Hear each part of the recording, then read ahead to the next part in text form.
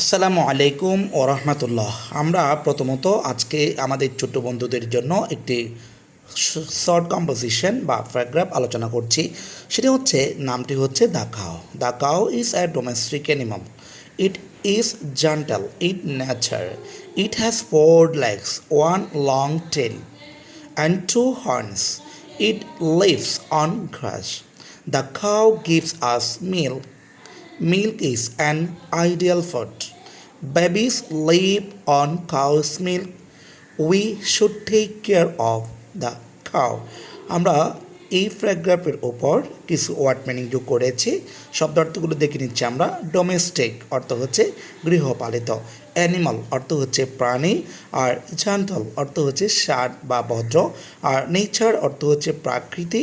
এরপর দেখতে পাচ্ছি লেগ অর্থ হচ্ছে পা, লং অর্থ লম্বা, আর টেল অর্থ হচ্ছে লেজ, হর্নস শিং, গ্রাস অর্থ ঘাস, মিল্ক অর্থ দুধ, কেয়ার অর্থ যত্ন নেওয়া।